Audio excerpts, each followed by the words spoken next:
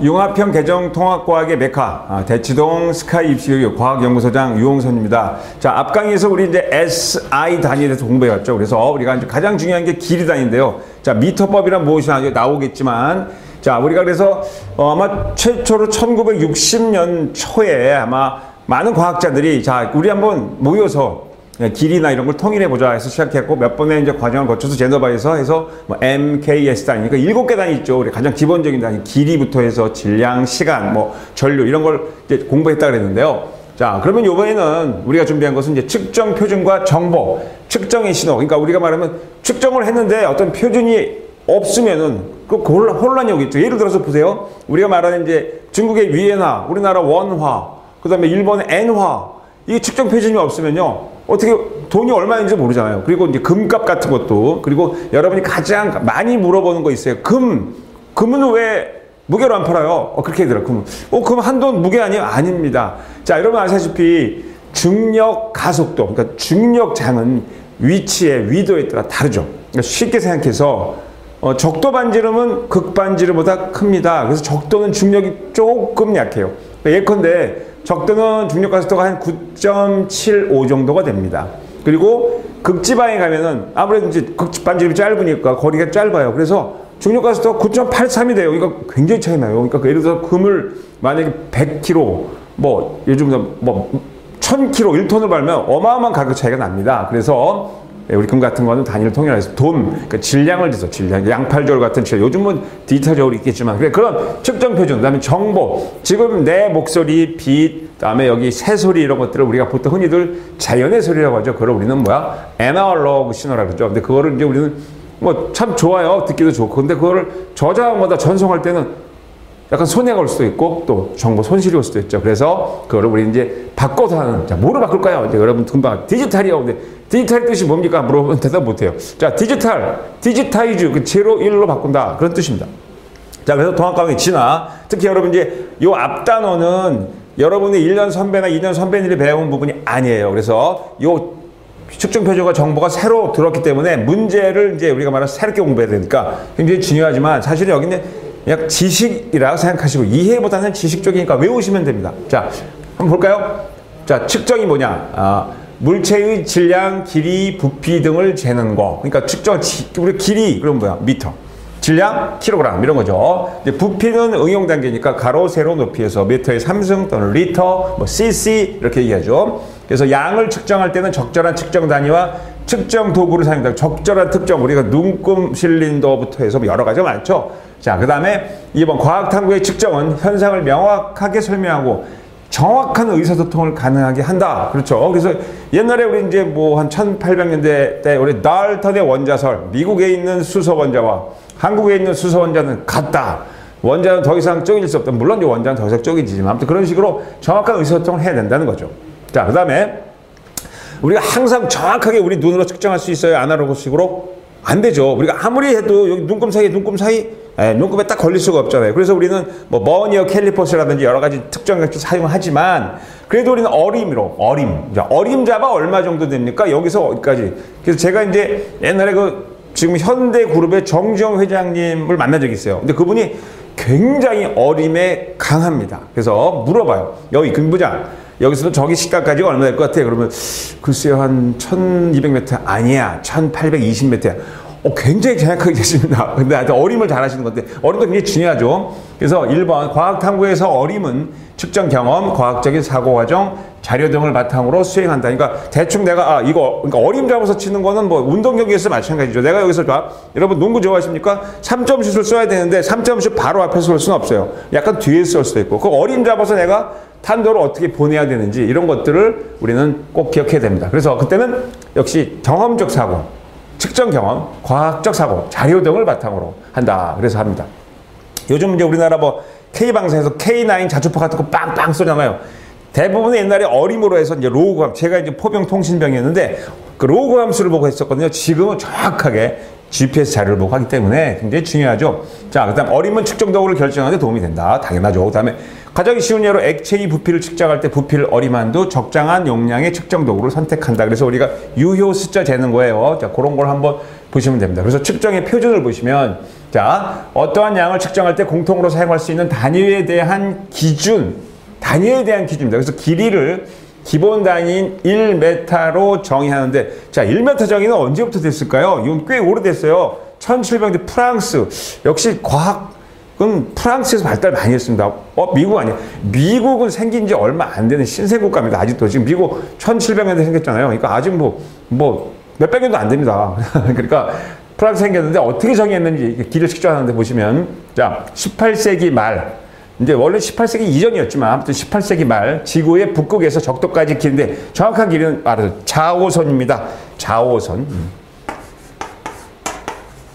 자오선상에 있다. 그죠? 그러니까 우리 경도를 생각하면 돼요. 경도. 그래서 자오선. 다시 한번 북극에서 자오선을 따라 적도까지 길이를 1000만분의 1을 1m로 정의하고 이를 활용한 미터온. 그 당시 미터온 기를 진공속에 집어넣었어요. 금으로 만들었다. 그러나 백골한테 그러는데 이게 또 아무래도 이게 산화되면 길이가 변하죠. 아무튼 그래서 그때 이제 미터라는 말은 그 이제 라틴어로 메트론, 그래서 잰다, 메트론 이런 뜻으로 해석하시면 돼요.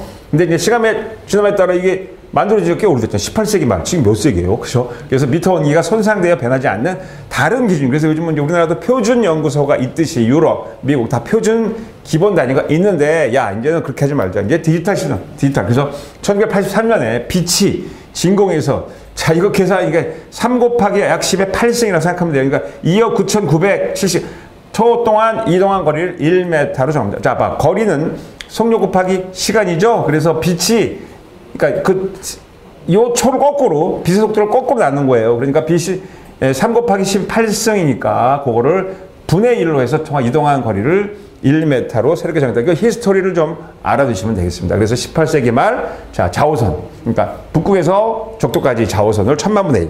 자, 지금은 진공속에서 빛이 요초 동안 하는 거리를 1m로 새롭게 정의하고 지금도 쓰고. 그러니까 표준 연구소에 이런 그 길이가 필요 없겠죠. 그래서 계속 몇 년에 한 번씩 계속 체크를 합니다.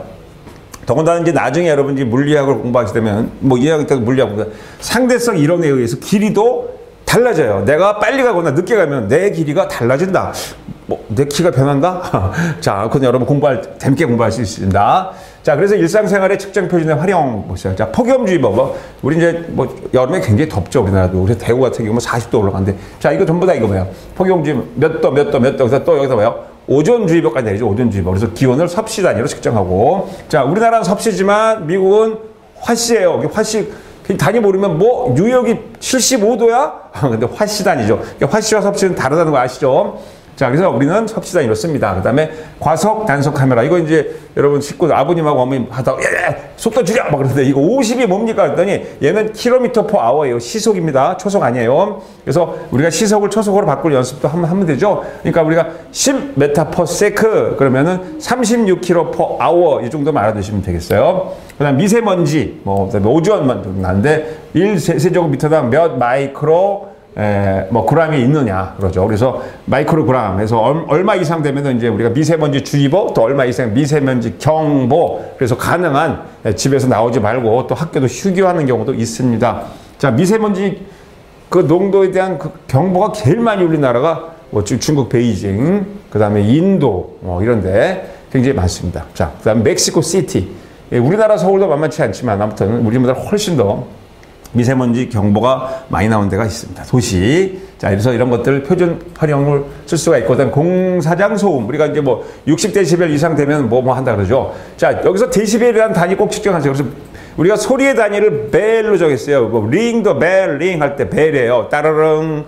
자, 근데 1벨, 2벨 하기 귀찮으니까 1벨을 10데시벨. 데시라는 게 10이거든요. 그러니까 1벨을 10데시벨, 2벨을 20데시벨, 3벨을 30데시벨. 그래서 1벨에서 2벨 올라갈 때는 10승씩 지수함수로 올라가요. 그러니까 3벨은 2벨보다 10배 크다. 그러니까 이 30데시벨은 20데시벨보다 10배 크다. 자, 지금 내 요 정도 목소리가 이제 좀 약간 세게 하면 40데시벨 정도 됩니다. 그러니까 50데시벨은 그보다 10배다. 그래서 우리가 인간이 고막을 상할 정도가 되면 140데시벨 정도가 되고요. 여러분이 나중에 이제 군인이 되셔서 사격을 할 때 빵 쏘면 그게 한 100데시벨 되는데 그거 한 3발 쏘면 귀가 이제 멍하죠. 자, 그 다음에 식품의 성분 표시, 그래서 식품 포장지에 영양 성분을 하죠. 첨가물의 양, 요즘은 정확히 측정하는데, 근데 여기서 약간 맹점이 있어요. 여기 보면 이제 예를 들어서 우리가 말하는 그러니까 트랜스 지방이 0이다 이렇게 나오잖아요. 근데 사실 0이 아니고 0.001이라도 있으면 되는데 어림 잡아서 0으로 치는 거니까 그거 함부로 믿으면 안 돼요. 여기는 트랜스 지방 없네요. 자, 트랜스 지방 몸에 안 좋은 지방이잖아요. 근데 그 0이라고 생각하면 믿어서 안 돼요. 0.001 그럼 0으로 쳐버리니까 어림으로 그것만 알아두시면 되고요. 그 다음에 자동차 부품사, 요즘은 자동차 부품에 다 원산지가 다 들어가 있어요. 그래서 길이, 질량, 부피 등 측정 표준을 활용하여 그 자동차 엔진 부분 다 나와 있고요. 뭐 쉽게 생각해 여러분 배드민턴 라켓, 그 다음에 테니스 라켓 같은 거 보면 거기 그램 다 나와, 텐션부터 다 나와 있죠. 두께. 자, 이런 것들 보시면 되겠습니다. 그래서 측정 표준의 유용성은 측정 표준을 이용하여 제공되는 정보를 신뢰하지 않으면 우리가 정보를 할 수가 없죠. 그리고 원활한 의사소통을 가능해서 안전하고 편리하게 만든다. 이렇게 보이죠. 자, 그러면 추가 팁 가겠습니다. 추가 팁. 자, 이거 아마 중등 과정에서 했었죠. 그래서 이거 이제 눈금 실린다 그러는데, 이제 뭐 매스 실린다 또 눈금 실린다. 자, 우리가 여기다 예를 들어서 여기다 뭐 알코올을 따랐어요. 근데 이것이 정확하게 눈금이 안 걸리고 봐봐. 75하고 76 사이에 걸렸죠. 그럼 어떻게 돼? 유효 숫자로 75.5mm로 읽는다라고 보시면 되겠죠. 자, 그래서 측정 표준을 쭉 읽어보시면 되고요. 그래서 측정 방법, 측정 도구, 표준 물질 등이 있다. 예를 들어서 층간소음 차단. 자, 우리 층간소음 때문에 뭐 굉장히 우리 아파트 주민끼리 여러 가지 또 막 싸움도 나고 막 이러는데요. 자, 이건 이제 건축업자들이 좀 깨끗하게 쳐야 되는데 층간소음 많이 납니다. 그래서 측정 기기 종류, 소리를 측정하는 위치 등 자세한 측정 방법을 측정 표준으로 정하여 활용한다. 그래서 층간소음 왜 이렇게 나냐? 내가 벽을 꽉 치면은요, 이 벽 타고 소리가 가거든요. 그러니까 소리는 암석 속에서 진짜 빨라요. 그러니까 여러분 지진파의 피파, 이 지진파의 피파가 꽝 울리는 소리예요. 그러니까 1초에 뭐 빠르면 10km 이상 갑니다. 그렇기 때문에 바로 위에서 쾅쾅 구르는지 그 윗집에서 구르는지 정확히 알 수가 없다는 거 알아두시면 되겠고요. 아무튼 층간소음은 좀 서로 이렇게 좀 조심을 하셔야겠죠. 자, 그리고 일상생활에 측정 표준이 활용되는 예. 자, 의료 분야에서 체온, 혈압, 혈당, 혈중, 산소 농도. 여러분 의료 드라마 많이 보시죠? 이거 뭐라 그래? 바이털 사인. 그죠? 바이털 사인을 본다.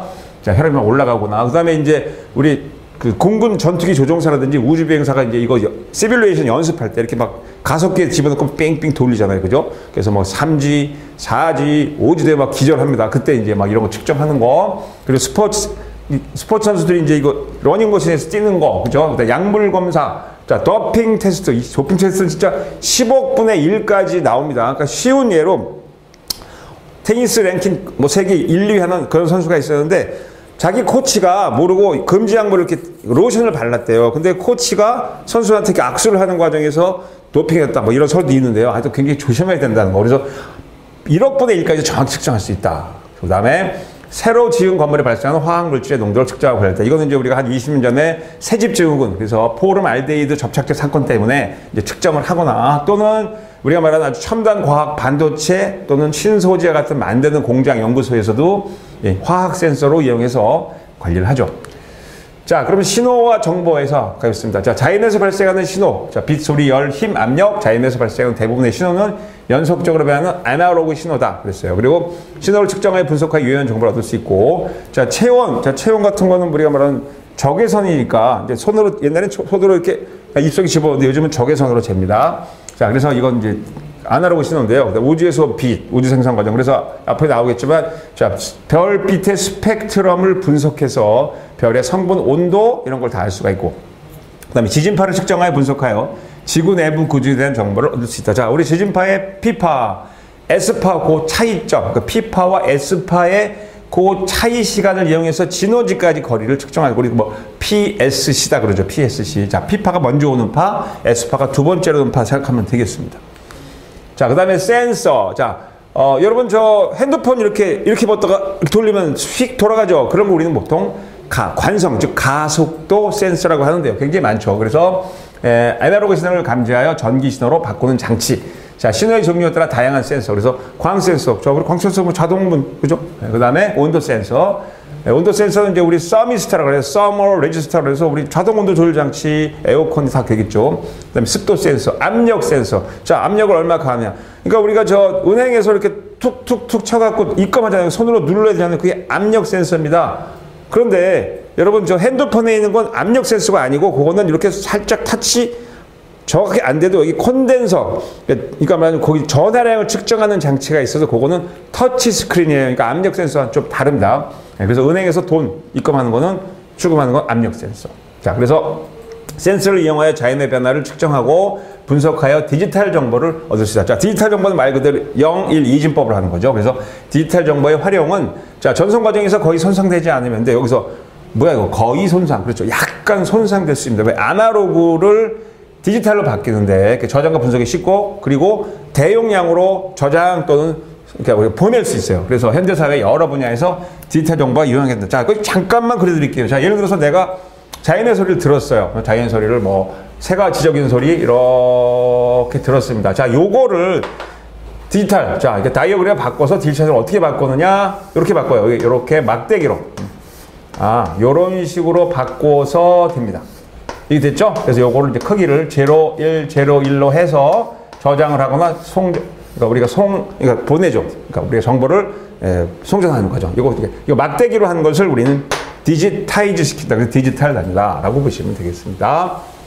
자, 그래서 뭐 아날로그를 디지털로 다시 디지털 아날로그 바꾸는 변환 장치도 있겠죠. 여러분들 아마 지금 현재 제가 알기로 한 4, 5년 전부터 우리나라 TV의 그 화면 소리가 전부 다 디지털화 시켰죠. 디지털 TV가 됐습니다. 그래서 아마 이런 경험이 있을 거예요. 예를 들어서 우리가 축구 경기를 보고 있는데, 자, 우리나라 이제 뭐 손흥민 선수가 막 드리블해서 하고 있는데, 여기는 지금 슛! 했는데, TV에서는 지금 손흥민 선수가 막 공을 받고 한 4, 5초가 차이 나죠. 그 왜냐하면은, 아날로그를 디지털로 전송하고, 그거를 또 축약해서 정보를 좀 확대시키고, 필요 없는 부분을 선택적으로, 그거는 이제 우리가 말하는 고정하는 과정에서 시간이 걸리기 때문에 한 2, 3초 정도 차이 난다는 거를 알아두시면 되겠습니다. 그래서 디지털 정보가 유용하게 이용된다. 그래서 이제 은행 및 금융했죠, 아까. 그 다음에 여기 터치 스크린 있고요. 그 다음에 상품 구매를 위한 사용. 우리 여러분도 요즘 그 음식점 가도 키오스크 있잖아요. 그래서 요즘 옛날에 여기 사장님 여기 뭐 주세요 하는 게 아니고 톡톡톡 찍히잖아요. 그죠? 그런 거. 그 다음에 전자책. 자, 앞으로 이제 책들이 다 없어질 거예요. 그래서 요즘 뭐 우리도 학원도 같은 경우 영어 시간 같은 경우에는 다 이게 뭐죠? 패드로 해서 수업할 수가 있고요. 그리고 아주 시간과 장소에 상관없이 교육받고, 그 다음에 무인 드론. 자, 요즘 전제에 보면 드론 굉장히 중요하죠. 그리고 무인 비행기, 자율주행 기술은 운전자 없이 상품을 운송한다. 근데 이제 자율주행 비행기나 자율주행 자동차는 아직도 개선할 때 문제가 몇 가지가 있습니다. 윤리적 의식도 있지만 그거는 여러분 알아두시면 되고, 그 다음에 이제 바이탈 사인을 원격 진료로 환자에게 실시간 맞춤형 처방을 한다. 그러니까 우리가 이렇게 손목에다가 패드 또는 복대에다가 자기 디지털 신호를 갖고 다니다가 예를 들어서 당뇨병 환자가 이제 갑자기 혈당 쇼크가 왔어요. 그럼 병원에 갈 시간이 없으면 병원에 있는 모니터, 즉 그 누구죠? 주치의의 모니터에 A 환자가 갑자기 혈당 쇼크가 왔다. 그러면 무슨 명령을 내리면 여기 있는 앰플이라고 그러죠. 약들을 쭉 갖고 다녀요. 그러면 약이 탁 터지면서 혈관으로 들어가요.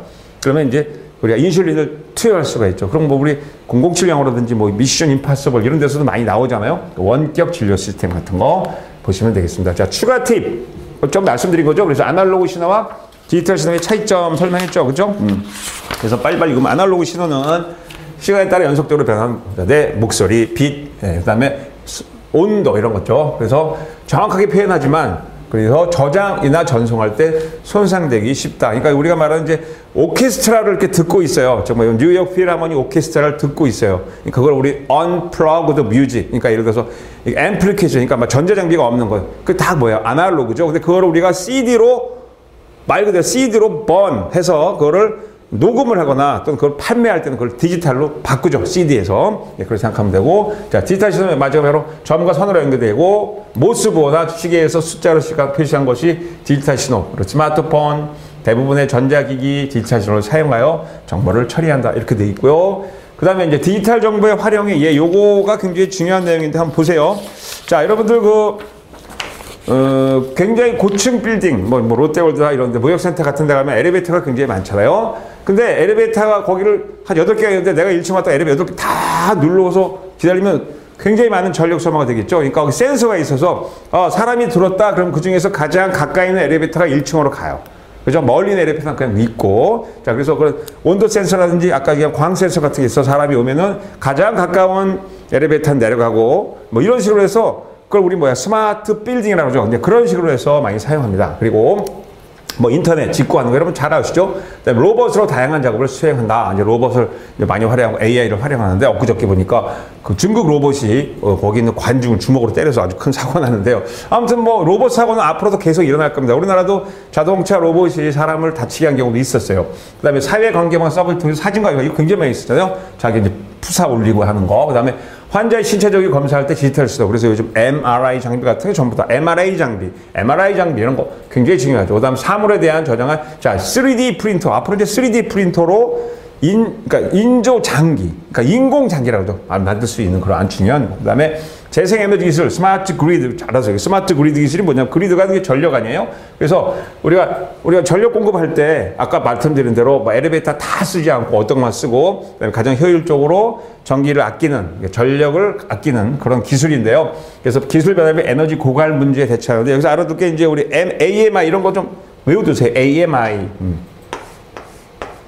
이런 기술, 뭐 이제 단어만 알아도 되는데 이게 바로 뭐냐면 스마트 계량기, 아까 계량기죠. 예, 그 다음에 EMS, 에너지 무슨 시스템이겠죠? 그러니까 이거는 에너지 관리 시스템, 그죠? 에너지 관리에서 에너지를 가장 적게 소모하는 그런. 그 다음에 ESS, 여러분 이제 이거 우리 뭐 전기 자동차 충전할 때 쓰는 거죠, 그렇죠? 그래서 지능형 송배전 같은 거 할 때, 그래서 우리가 어느 시간에는 전기를 많이 쓰기 때문에 그때 전력을 좀 아껴 썼다가 나중에 쓰거나 이런 것들을 하는데 굉장히 중요한 스마트 그리드 기술. 앞으로 이제 초전도 케이블 같은 게 나오면은 더욱더 이 스마트 그리드 기술은 각광을 받게 되겠죠. 그래서 초전도체 빨리 이제 상용화되는 그런 시대가 아마 여러분 시대에 올 겁니다. 그래서 저희 학원에 준비한 것은 여기까지. 그래서 디지털 정보의 활용의 예. 그래서 여러 가지 이제 환자부터 해서 은행, 그리고 병원, 그다음에 건물, 공장 이런 데서 에너지 고갈 문제까지 대처한다라고 되어 있습니다. 자, 우리가 말하는 지금 현재 측정 표준과 정보, 측정의 신호에 대한 이론 강의였습니다. 강의를 마치겠습니다.